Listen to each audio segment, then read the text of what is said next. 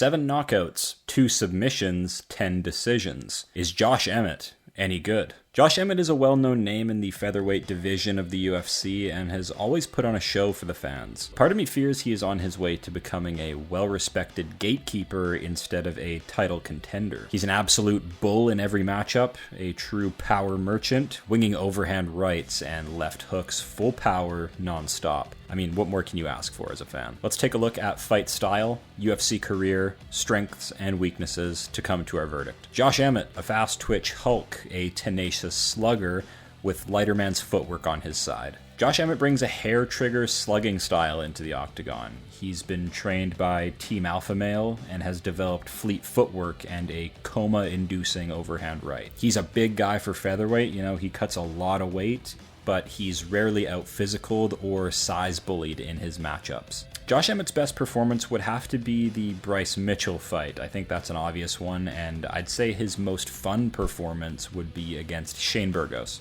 Let's go through some of Josh's notable wins. First, we have Bryce Mitchell, obviously. He showed how to best deal with the family-friendly, thug-nasty Bryce Mitchell and negated any grappling attempts beautifully and sent Bryce Mitchell to the Shadow Realm. Calvin Kattar in a 5-round main event. This was a controversial one where both fighters were awfully tentative, so was Kattar. And yeah, Emmett just did barely enough by slugging forward, pressuring forward to sway the judges by night's end. And the fight against Michael Johnson, just a beautiful example of Josh Emmett's thunderous punch power. I mean, a dip down clean overhand right on the chin. One of the most visually pleasing one-hitter quitters you'll see in the UFC.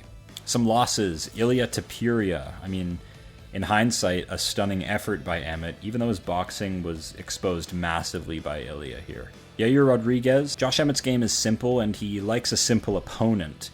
And we found out that Yair Rodriguez was a nightmare-style matchup for Josh Emmett. He could land the kicks, sneak them into the body, on a shorter, stockier guy like Josh Emmett, 5'6", manlet. And Yair was able to keep him at bay with all his weapons, and ultimately Emmett fell into a submission.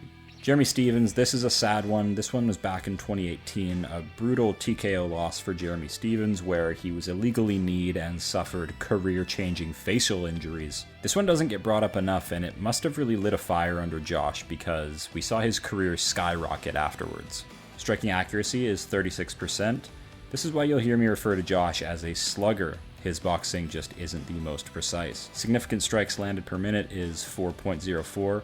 Not a bad land rate, but these are mostly hitting the guard of his opponent, so take it with a grain of salt. Strikes absorbed per minute, 4.61.